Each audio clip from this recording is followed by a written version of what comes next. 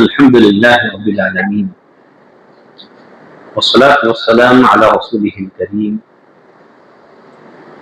وعلى آله وصحبه أجمعين وأشهد أن لا إله إلا الله وأشهد أن محمدا عبده ورسوله يا أيها الذين آمنوا اتقوا الله حق تقاته ولا تموتن إلا وأنتم مسلمون يا أيها الناس اتقوا ربكم الذي خلقكم من نفس واحدة وخلق منها زوجها وبث منهما رجالا كثيرا ونساء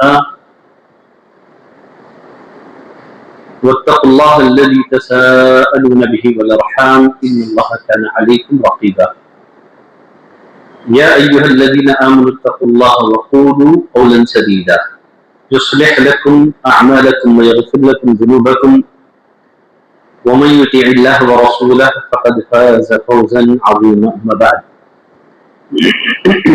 فإن أصدق الحديث كتاب الله وأحسن الهدي هدي محمد صلى الله عليه وسلم وشر الأمور محدثاتها وكل محدثة بدعة وكل بدعة ضلالة وكل ضلالة في النار. ہر قسم کی تعریف اللہ وحدہ لا شریک کے لیے لائق اور زیبا ہے، جو اس ساری کائنات کا خالق، مالک، رازق اور ہماری ہر قسم کی عبادتوں کا تنہا مستحق ہے۔ اللہ کی رحمتوں اور برکتوں کا نزول ہو اس دنیا میں بھیجے گئے سارے ہی انبیاء کرام پر، خصوصیت کے ساتھ ہمارے اور آپ کے آخری نبی امام المرسلین رحمت للعالمین جناب محمد صلی اللہ علیہ وسلم پر۔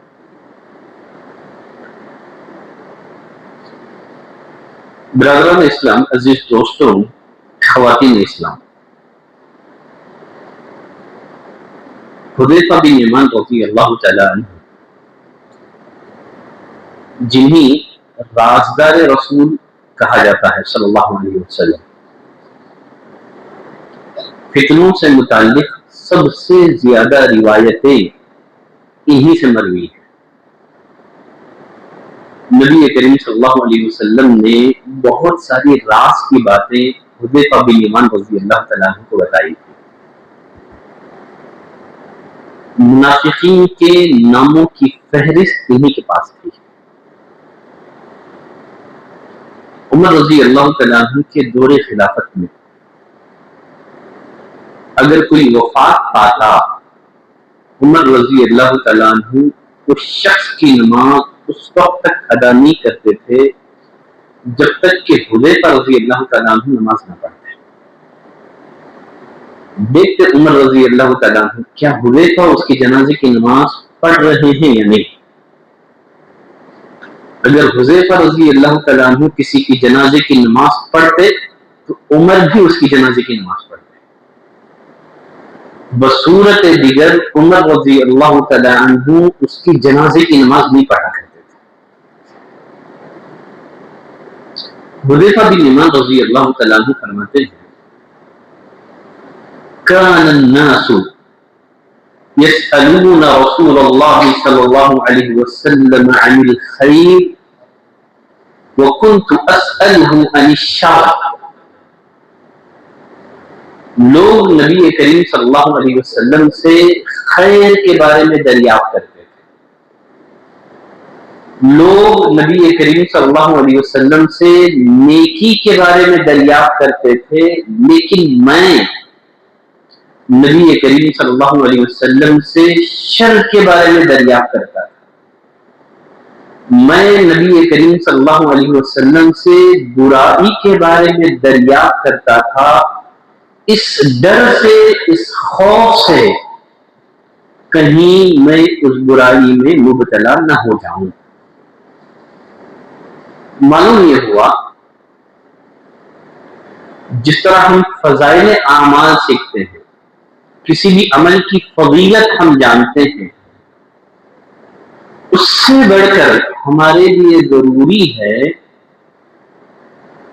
ہم برائی کے بارے میں جانیں، شر کے بارے میں جانیں۔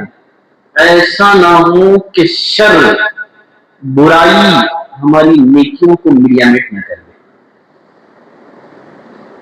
ایک طرف ہم نیکیاں کر رہے ہیں، شر کی پہچان، برائی کی پہچان نہ ہونے کی وجہ سے دوسری طرف ہماری نیکیاں برباد ہو رہی ہیں، ہمیں اس کا شعور نہیں ہے. تو حذیفہ بن یمان رضی اللہ تعالیٰ عنہ کی خصوصیت یہ تھی، وہ رسول اللہ صلی اللہ علیہ وسلم سے فتنوں کے بارے میں پوچھتے تھے، برائی کے بارے میں پوچھتے تھے. ایک دفعہ عمر رضی اللہ تعالیٰ عنہ نے مجلس میں بیٹھے لوگوں سے پوچھا، تم میں سے کس کو فتنوں سے متعلق نبی کریم صلی اللہ علیہ وسلم کی احادیث یاد ہے؟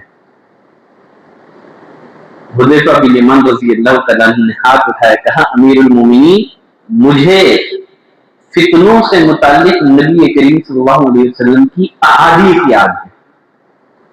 عمر رضی اللہ تعالیٰ عنہ نے حذیفہ سے کہا، تم تو بڑے جری ہو، بڑے دلیر ہو.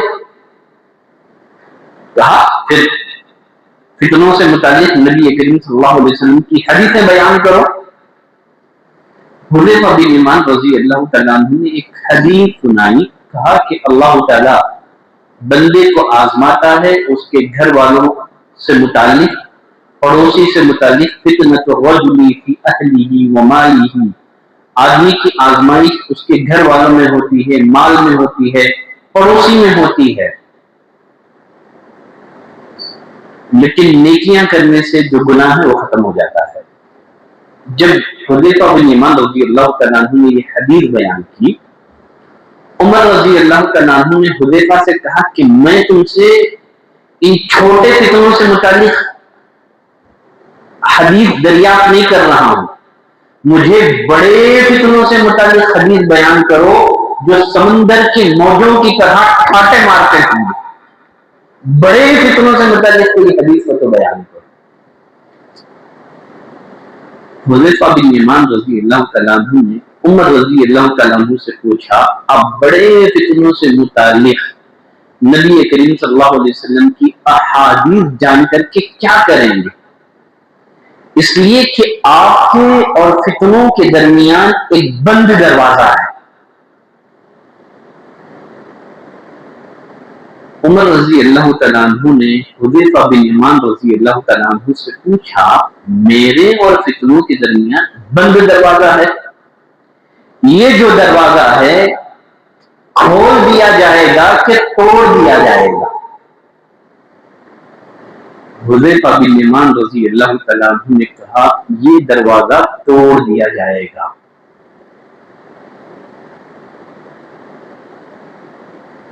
حذیفہ بن یمان رضی اللہ تعالیٰ عنہ کی دروازے سے مراد کیا تھی؟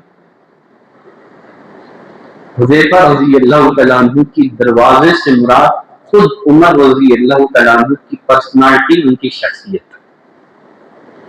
جب تک عمر رضی اللہ تعالیٰ عنہ زندہ رہے، بقید حیات رہے، فتنوں کو سر اٹھانے کا موقع نہیں ملا. جب کوئی فتنہ سر اٹھاتا عمر رضی اللہ تعالیٰ عنہ اس فتنے کو کچل دیتے تھے.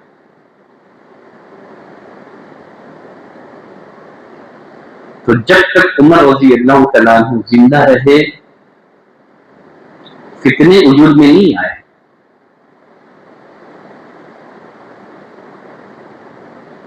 اور عمر رضی اللہ تعالیٰ عنہ کی شخصیت تو ایسی شخصیت تھی، شیطان جن سے ڈرتا تھا. عمر رضی اللہ تعالیٰ عنہ اگر کسی راستے پر چلتے، شیطان کو اس راستے پر چلنے کی جرأت اور ہمت نہیں ہوتی تھی. عمر رضی اللہ تعالیٰ عنہ کی کسی راستے پر چلتے ہوئے دیکھ کر شیطان اپنا راستہ بدل لیتا تھا. یہ عمر رضی اللہ تعالیٰ عنہ کی پرسنالٹی تھی، ان کا روب تھا، ان کا جلال تھا. شیطان جن سے ہیبت آیا کرتا تھا.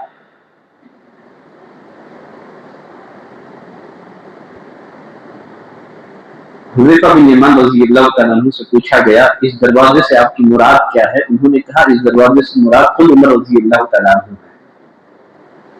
حذیفہ بن یمان رضی اللہ تعالیٰ عنہ سے لوگوں نے پوچھا عمر کو معلوم ہے کیا کہ اس دروازے سے مراد وہ خود ہے؟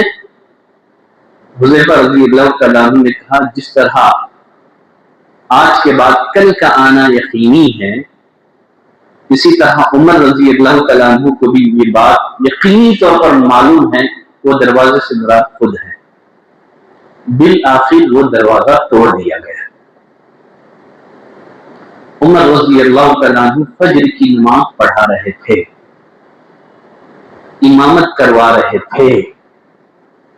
ابو اللؤلؤ فیروز نامی ایک مجوسی نے عمر رضی اللہ تعالیٰ عنہ پر حالت نماز میں وار کیا۔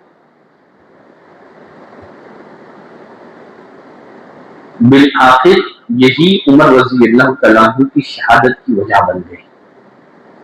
نماز کی حالت میں وار کیا گیا، عین جب آپ فجر میں نماز پڑھا رہے تھے خنجر سے وار کیا گیا، خنجر ان کے پیٹ میں جو ہے چبو دیا گیا۔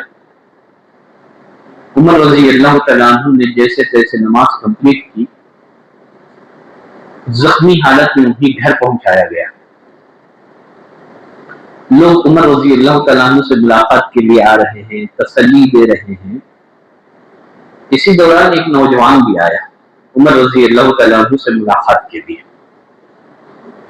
عمر رضی اللہ تعالیٰ عنہ شدید زخمی، اس قدر زخمی ہیں دودھ پلایا جاتا تو وہ دودھ جو ہے انتڑیوں کے راستے سے باہر نکل آتا،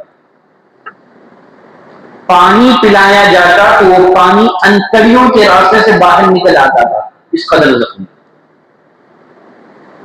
زندگی کی آخری سانسیں چل رہی ہیں، لوگ آ رہے ہیں تسلی کے لیے، تعزیت کے لیے۔ ایک نوجوان آیا عمر رضی اللہ تعالیٰ عنہ سے ملاقات کے لیے، تسلی دینے کے لیے۔ عمر رضی اللہ تعالیٰ عنہ نے دیکھا شدید زخمی ہے، اس نوجوان کا پائجامہ ٹخنوں سے نیچے لٹک رہا ہے۔ عمر رضی اللہ تعالیٰ عنہ نے اس حالت میں بھی اس نوجوان سے کہا یبن اخی، اے میرے بھتیجے، ارفع ازارک، اپنا ازار اوپر کرو،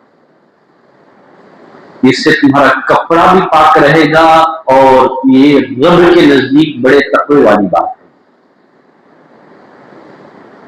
خیر اصل میں مجھے بتانا یہ ہے، بات سے بات نکل گئی، جس طرح ہم خیر کے بارے میں جانتے ہیں، نیکیوں کے بارے میں جانتے ہیں، ہمارے لیے ضروری ہے ہم برائی کے بارے میں بھی جانیں کہ برائی کیا ہے، جانیں کہ شر کیا ہے، جانیں کہ گناہ کیا ہے۔ اگر ہمیں گناہ کی پہچان نہ ہو تو پھر ہم گناہ میں واقع ہو جائیں گے۔ جس طرح نیکیاں گناہوں کو ختم کر دیتی ہے، وہیں بہت سارے گناہ ایسے ہیں جو ہماری نیکیوں کو ختم کر دیتے ہیں۔ آپ اپنے طور پر خوش ہیں، میں نے رمضان میں بہت عبادتیں کر لی، قیام اللیل کا اہتمام کیا، گناہوں سے نہ بچنے کی وجہ سے آپ کی نیکیاں آپ کے نام اعمال سے کبھی کی مٹا دی گئی، آپ کو شعور اور احساس نہیں ہے۔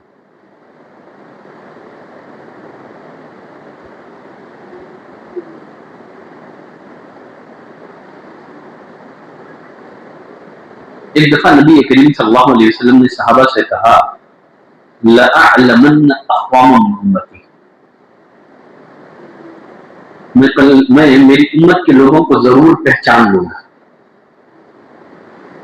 قیامت کے دن وہ تہامہ پہاڑوں کے برابر نیکیاں لے کر کے آئیں گے۔ میں کل قیامت کے دن میری امت کو پہچان لوں گا۔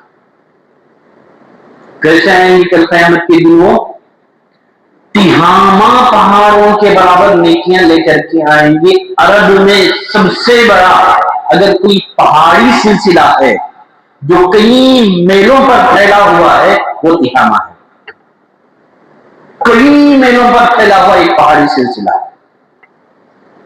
کہا نبی کریم صلی اللہ علیہ وسلم نے میری امت کے لوگوں کو جانتا ہوں جو قیامت کے دن تہامہ پہاڑوں کے برابر نیکیاں لے کر کے آئیں گے، لیکن اللہ ان کی نیکیوں کو بکھرے ہوئے ذرات میں تبدیل کر دے گا، ان کی نیکیوں میں ذرہ برابر بھی وزن نہیں ہوگا۔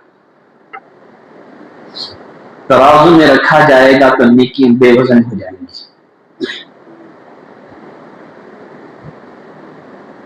کہاں گیا وزن؟ کہاں گیا وزن؟ کچھ بھی وزن نہیں ہوگا۔ اللہ ان کی نیکیوں کو بکھرے ہوئے ذرات میں بدل دے گا، ابا منصورہ کر دے گا۔ جب نبی کریم صلی اللہ علیہ وسلم نے یہ حدیث بیان کی، صحابہ ڈر گئے، سہم گئے صحابہ، کہنے لگے اللہ کے رسول صفہم لنا، یہ کون لوگ ہیں؟ ذرا ان کے اوصاف ہمارے سامنے بیان کیجیے، تھوڑا ان کا معاملہ اور کھول کر کے واضح کیجیے، کہیں ایسا نہ ہو کہ ہم بھی ان لوگوں میں شامل نہ ہو جائیں۔ تھوڑا ڈیٹیل سے بتائیے کون لوگ ہیں، کہیں ہمارا شمار بھی ان لوگوں میں نہ ہو جائے۔ کیا کہا نبی کریم صلی اللہ علیہ وسلم نے؟ کہا میں کسی اور پلانٹ کی مخلوق کی بات نہیں کر رہا ہوں، یہ نہ سوچو کہ وہ کسی اور پلانٹ کی مخلوق ہوں گے، کہا کہ یہ تمہارے بھائی ہیں، اولاد آدم میں سے ہیں، تمہاری اسی زمین پر بسنے والے لوگ۔ کہا نبی کریم صلی اللہ علیہ وسلم یہ وہ لوگ ہیں جس طرح تم قیام اللیل کرتے ہو وہ بھی قیام اللیل کرتے ہیں، جس طرح تم صوم رکھتے ہو، روزہ رکھتے ہو، یہ بھی روزہ رکھتے ہیں۔ اللہ اکبر۔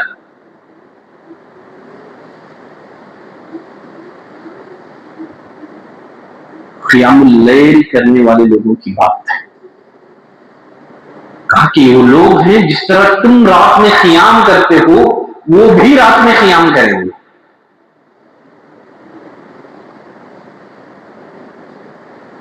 پھر کیوں نیکیاں ضائع ہو گئی؟ رات میں تہجد کا اہتمام کیا، دن میں بھوکے پیاسے رہے، رات میں نیند قربان کر دی، پھر بھی نیکیاں کیوں ضائع ہو گئی؟ کیوں اللہ نے ان کی نیکیوں کو بکھرے ہوئے ذرات میں تبدیل کر دیا؟ وجہ کیا ہے؟ کیا ہے وجہ؟ تنہائی کے گناہ، تنہائی کے گناہ۔ اِذَا خَلَوْا بِمَحَارِمِ اللَّهِ انتهكوها، تنہائی میں گناہ کا موقع پا کر فوراً گناہ کا ارتکاب کر لیتے ہیں۔ لوگوں میں بڑے نیک بنے رہتے ہیں، لیکن تنہائی میں، خلوت میں جب گناہ کا موقع ملتا ہے اللہ کی حدود کو پامال کرتے ہیں۔ یقیناً ہم لوگ جس دور میں ہیں یہ سوشل میڈیا کا دور ہے، موبائل کا دور ہے۔ ہر انسان جائزہ لے کہ وہ موبائل فون کا کیسے استعمال کر رہا ہے۔ ہماری تنہائیاں کیسے ہیں، ہماری خلوتیں کیسی ہیں؟ جب ہم بند کمرے میں ہوتے ہیں ہم موبائل فون کا کیسے استعمال کرتے ہیں؟ ایک طرف آپ صف اول کے نمازی ہیں، روزہ بھی رکھ رہے ہیں، لیکن تنہائی میں جب آپ کو کوئی دیکھنے والا نہیں ہے، آپ اس وقت کیا کر رہے ہیں؟ گندی فلمیں دیکھ رہے ہیں۔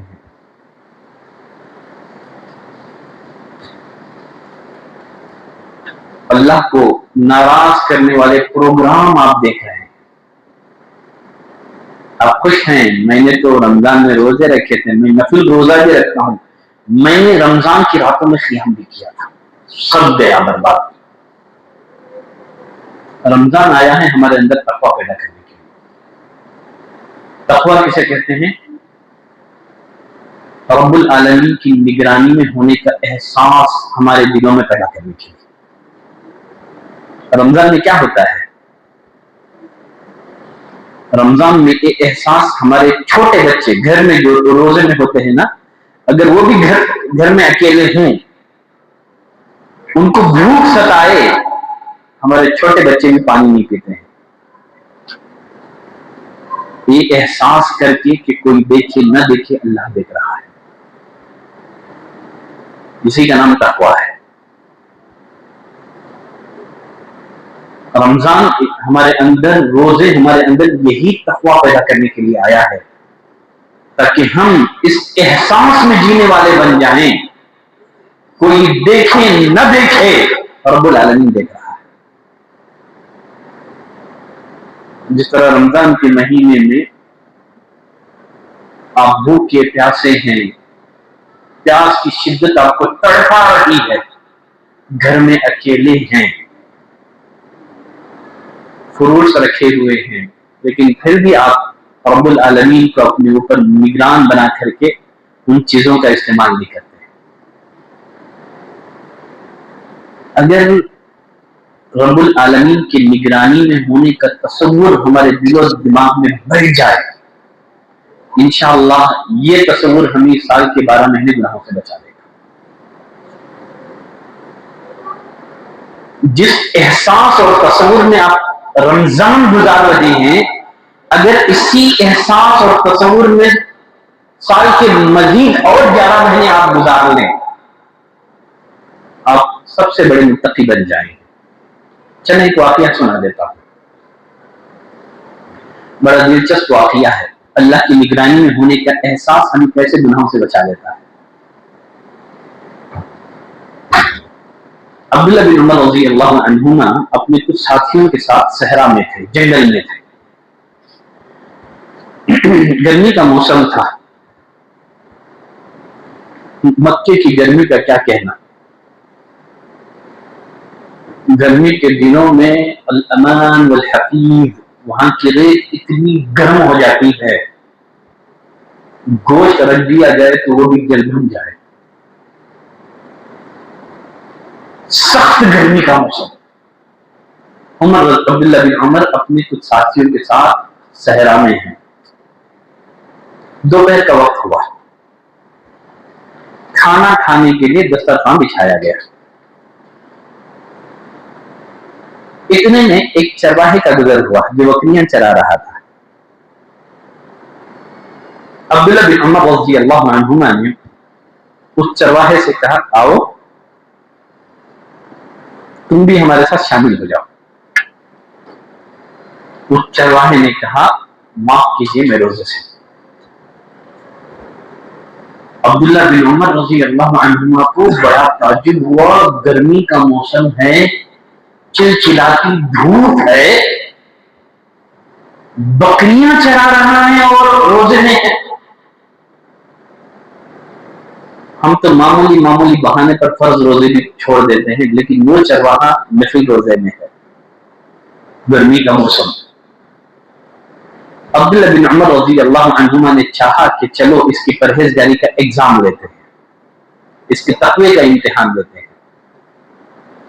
عبداللہ بن عمر رضی اللہ عنہما نے اس چرواہے سے کہا، ایسے کرو ان بکریوں میں سے ایک بکری مجھے دے دو، میں تمہیں اس کی قیمت بھی ادا کروں گا، مزید تمہیں گوشت بھی دوں گا جس سے تم افطار کر سکو گے۔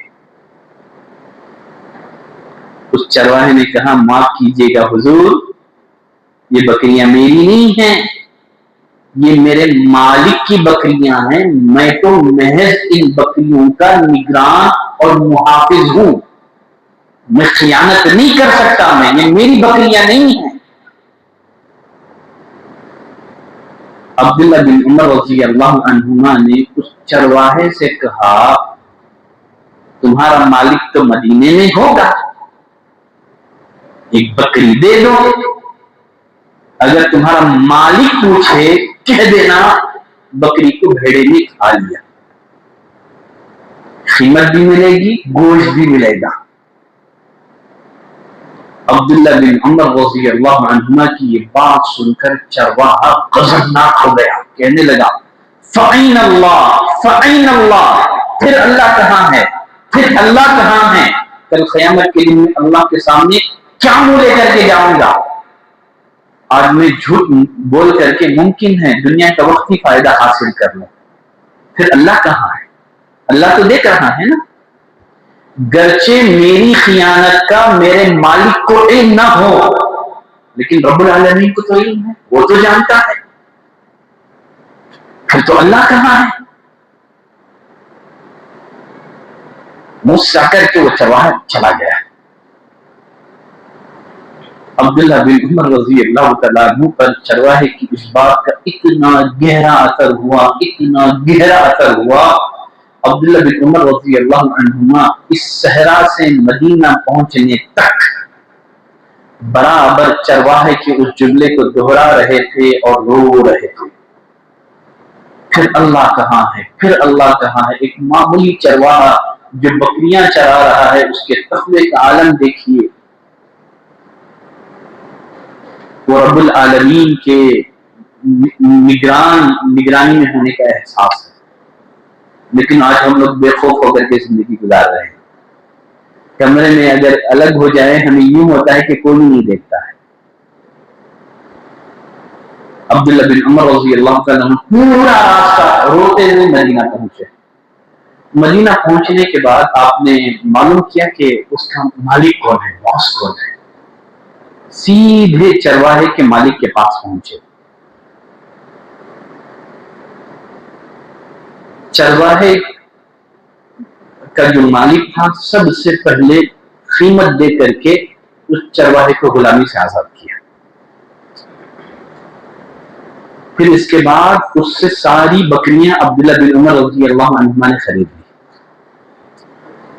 چرواہے کو بلایا، بلا کر کے وہ ساری بکریاں عبداللہ بن عمر رضی اللہ عنہما نے اس چرواہے کو گفٹ کر دی،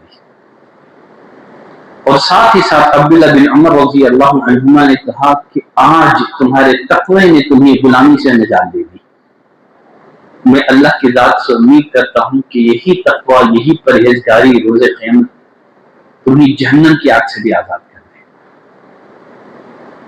تو رمضان آیا ہے، ہمیں رب العالمین کی نگرانی میں ہونے کا احساس ہمارے اندر پیدا کرنے کے۔ ہم لوگ گناہ کیوں کرتے ہیں؟ اس لیے کہ احساس میں کمی ہے ہمارے۔ عمر رضی اللہ تعالیٰ عنہ کے دور خلافت کا واقعہ آپ نے سن رکھا ہوگا، گرچہ اس کی سند میں کلام ہے، اہل علم نے کہا کہ یہ سندن یہ واقعہ درست نہیں ہے، لیکن پھر بھی میں بتا دیتا ہوں۔ عمر رضی اللہ تعالیٰ عنہ کی سیرت میں، سیرت نگاروں نے لکھا ہے، عمر رضی اللہ تعالیٰ عنہ رات میں کیا کرتے تھے؟ گشت لگایا کرتے تھے، تاکہ کوئی ضرورت مند ہے تو اس کی ضرورت پوری کر دیں۔ حسب معمول عمر رضی اللہ تعالیٰ عنہ رات میں گشت لگا رہے تھے، گشت لگاتے لگاتے لگاتے صبح کے قریب ایک گھر کے دیوار سے ٹیک لگا کر کے بیٹھ گئے۔ صبح کا وقت قریب تھا، جس گھر کی دیوار سے عمر رضی اللہ تعالیٰ عنہ ٹیک لگا کر تھوڑی دیر آپ آرام کرنا چاہ رہے تھے، اتنے میں عمر رضی اللہ تعالیٰ عنہ کو گھر سے ایک آواز آتی سنائی دی۔ ایک بڑھیا اپنی بیٹی سے کہہ رہی تھی، بیٹی اٹھو، پانی میں دودھ میں پانی ملا دو۔ آپ تو پانی میں دودھ ملا کے بیچتے ہیں نا، ٹھیک ہے؟ تو بڑھیا نے کہا تھا اپنی بیٹی سے، بیٹی اٹھو، تھوڑا سا دودھ میں پانی ملا دو۔ بیٹی نے کہا کہ نہیں امی جان، امیر المومنین کا حکم ہے، دودھ میں کسی طرح کی کوئی ملاوٹ نہیں کی جائے گی، خالص دودھ فروخت کیا جائے گا۔ اب اس بڑھیا نے کہا کہ امیر المومنین کہاں، وہ اپنے خیمے میں ہوگا، گھر میں ہوگا، اس وقت کون سا امیر المومنین ہے جو تمہیں دیکھ رہا ہے؟ تب اس بچی نے کیا جواب دیا؟ امی، امیر المومنین اگر دیکھ نہیں رہے ہیں تو کیا ہوا، امیر المومنین کا رب تو ہمیں دیکھ رہا ہے۔ یہی ہے تقویٰ۔ ہم لوگ بعض دفعہ خریداری کے لیے مال جاتے ہیں، کوئی چیز پسند آ گئی، پیسہ نہیں ہے، دل میں خیال آتا ہے چلو اٹھا کر کے چپکے سے جیب میں رکھ لیتے ہیں، لیکن فوراً دیکھتے ہیں کہ آپ کیمرے کی نگرانی میں، کیمرہ آپ کی نگرانی کر رہا ہے، فوراً کیا کرتے ہیں آپ چوری کے ارادے سے باز آ جاتے ہیں۔ کیوں؟ اس لیے کہ آپ کیمرے کی نگرانی میں ہیں، آپ پر پوری نگرانی کی جا رہی ہے۔ اسی طرح دنیا میں زندگی گزارتے ہوئے اس تصور کے ساتھ گزاریں کہ ہماری بھی پوری فلم تیار ہو رہی ہے، کل قیامت کے دن اولین اور آخرین کے سامنے ہماری فلم دکھائی جائے گی، ہمارے گناہوں کے فائل اوپن کیے جائیں گے، خود ہمارے جسم کے اعضاء ہمارے خلاف گواہی دیں گے۔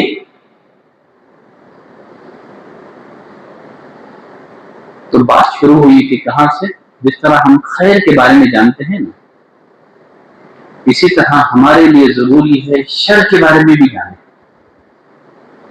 اگر صرف آپ خیر کے بارے میں جانیں گے، شر کے بارے میں اگر آپ نہیں جانیں گے، شر آپ کے خیر کو ختم کر دے گا، آپ کی نیکیوں کو ختم کر دے گا، آپ کو شعور اور احساس تک نہیں ہوگا۔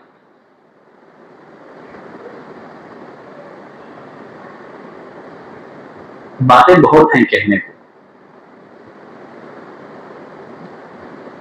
چلے یہاں اور ایک واقعہ بھی بتا دیتا ہوں۔ حدیث ہے، نبی کریم صلی اللہ علیہ وسلم نے فرمایا، بنی اسرائیل میں دو لوگ تھے جو آپس میں بھائی بھائی کی طرح رہتے تھے، بھائی بنے ہوئے تھے۔ ان میں سے ایک بڑا نیک، عبادتوں میں خوب محنت جدوجہد کرنے والا، جو دوسرا تھا وہ گنہگار۔ جو نیک تھا جب بھی اپنے بھائی کو گناہ میں ملوث دیکھتا اس سے نصیحت کرتا، اللہ کے لیے گناہ سے رک جا، باز آ جا، احسن، بس کر۔ ایک دن حسب معمول اس نے اپنے بھائی کو گناہ کرتے ہوئے دیکھ کر نصیحت کی، اللہ سے ڈر، گناہ سے باز آ جا۔ اب وہ جو گنہگار شخص تھا اس نے کہا، یار اللہ کے لیے چھوڑنا مجھے، کیا تم مجھ پر نگران بنا کر کے بھیجا گیا ہے؟ گنہگار نے اتنی بات کہی تھی، اب جو نیک آدمی تھا وہ غصے میں آ گیا، اس نے کہہ دیا، اللہ کی قسم اللہ تجھے معاف نہیں کرے گا، یا اللہ کی قسم اللہ تجھے جنت میں داخل نہیں کرے گا۔ دیکھیے زبان سے نکلا ہوا ایک بول کتنا بھاری پڑ گیا اس نیک اور متقی انسان کے لیے، عبادت میں جدوجہد کرنے والے کے لیے۔ کیا کہہ دیا اس نے؟ کیا کہہ دیا؟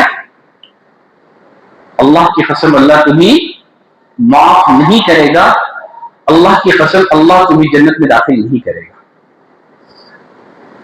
نبی کریم صلی اللہ علیہ وسلم نے فرمایا دونوں کا انتقال ہو گیا، جو عبادت میں جدوجہد کیا کرتا تھا وہ بھی مرا، اور جو گنہگار تھا وہ بھی مرا۔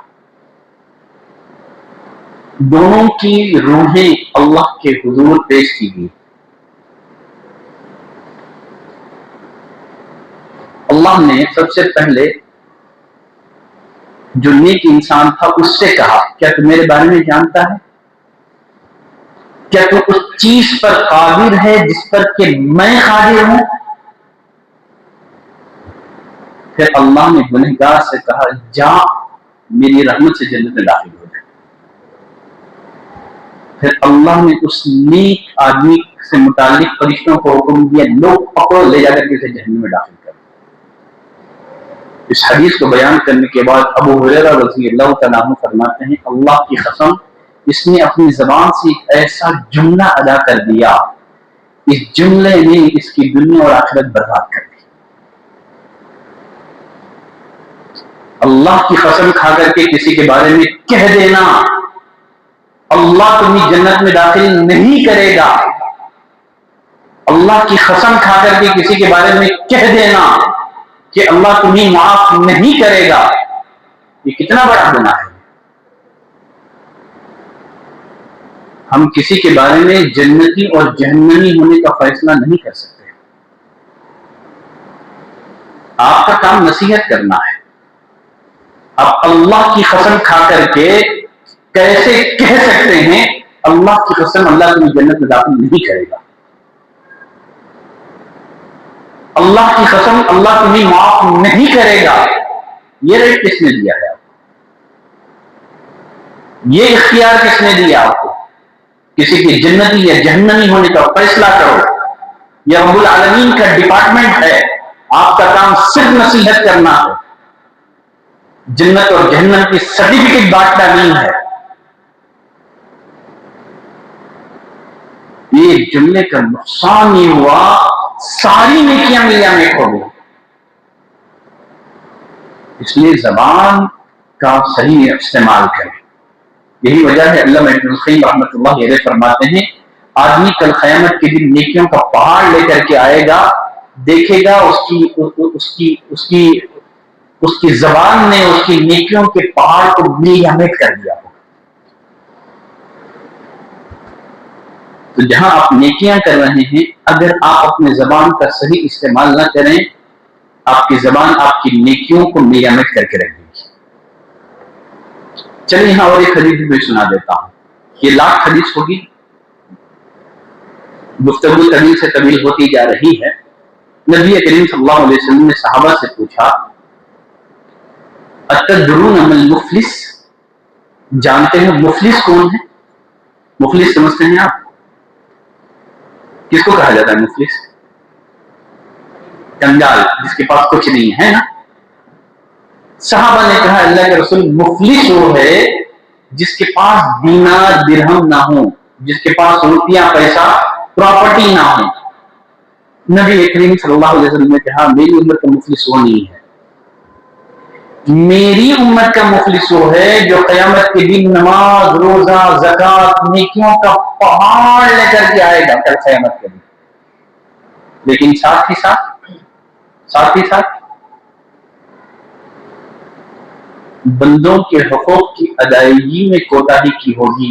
کسی کو مارا ہوگا, کسی کو گالی دی ہوگی, کسی کی غیبت بیان کی ہوگی, کسی کا مال ہڑپا ہوگا. کیا ہوگا؟ نماز روزہ زکات نیکیاں لے کر کے آیا ہے لیکن ساتھ ہی ساتھ کسی کو مار دیا, کسی کو گالی دے دی, کسی کی غیبت کر دی, کسی کا مال ہڑپ لیا. کل قیامت کے دن میدان محشر میں اس کی نیکیاں جو ہے نا حقداروں میں بانٹ دی جائیں گی. اگر لوگوں کا حق پورا ہونے سے قبل اس کی نیکیاں ختم ہو جائیں, لوگوں کے گناہ اس کے سر پر ڈال کر کے جہنم میں اسے رسید کر دیا جائے گا, جہنم میں پھینک دیا جائے گا. اس سے بڑا مفلس کون ہے؟ نیکیاں لے کر کے آ جائے لیکن کچھ بھی نیکیاں باقی نہ ہو, الٹا حقداروں کے گناہ اس کے سر پر ڈال کر کے جہنم میں پھینک دیا گیا. اللہ کے لیے اللہ کے بندوں پر ظلم نہ کریں. اللہ کے لیے کسی کے مال کو ناحق نہ ہڑپیں. اللہ کے لیے کسی کی غیبت نہ کریں. اللہ کے لیے جھوٹ نہ بولیں, ورنہ کل قیامت کے دن آپ کو آپ کی نیکیوں کا فائدہ نہیں ہوگا. امام احمد بن حنبل رحمۃ اللہ علیہ سے کسی نے کہہ دیا کہ فلاں شخص آپ کی غیبت کر رہا تھا. دیکھیے بڑے لوگ ان کی اصلاح کا انداز ہی نرالا ہوتا ہے. امام احمد بن حنبل رحمۃ اللہ علیہ نے کیا کیا معلوم؟ اس کی خدمت میں کچھ تحفے میں کھجور بھیجے. کیا کہ احمد بن حنبل رحمۃ اللہ علیہ نے دیکھیے اصلاح کا انداز دیکھیے, کہا کہ اس کی خدمت میں جو ہے نا ایک ٹوکری میں کھجور بھیجے. کہا مجھے خبر ملی ہے تم نے اپنی نیکیاں مجھے ہدیہ کی ہیں. مجھے خبر ملی ہے کہ تم نے اپنی نیکیاں مجھے ہدیہ کی ہیں. آپ میری طرف سے یہ کیا کرو, کھجوروں کا گفٹ لے لو. کوئی آپ کی غیبت کرتا ہے نا حقیقت میں وہ اپنی نیکی آپ کو دیتا ہے. اگر آپ کسی کی غیبت کر رہے ہیں تو حقیقت میں آپ اپنی نیکیاں اس کو دے رہے ہیں جس کی آپ نے غیبت کی ہے. یہی ہے مفلس. رمضان میں نیکیاں کر رہے ہیں بہت اچھی بات ہے، لیکن نیکیاں کرنے سے زیادہ ہم کو کس بات کی فکر کرنی چاہیے؟ کس بات کی؟ نیکیوں کی حفاظت. نیکیوں کی حفاظت اسی وقت ہوگی جب ہم صرف نیکیوں کے بارے میں نہ جانیں، برائیوں کے بارے میں بھی جانیں، گناہوں کے بارے میں جانیں. اگر ہم نیکیاں کریں، گناہ بھی کریں، گناہ آپ کی نیکیوں کو ختم کر دے گا. آپ کو احساس بھی نہیں ہوگا. آپ اپنے طور پر بہت خوش ہیں، میں نے رمضان میں بہت عبادتیں کر لی، قیام اللیل کیا، لیکن کل قیامت کے دن دیکھیں گے تو آپ کے نام اعمال کچھ بچا ہی نہیں. عاملۃ ناصبہ تصلی نارا حامیہ. قیامت کے دن کچھ لوگ آئیں گے عمل کر کر کر کے پیشانیاں پھٹی ہوئی ہوں گی، جہنم کی آگ میں پھینک دیے جائیں گے.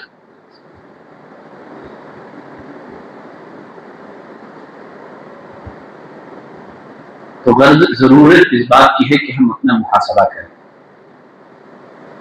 نیکیوں کے ساتھ ساتھ شر کو بھی جانیں، برائیوں کو جانیں، حرام کاریوں کو جانیں. عرفت الشر لا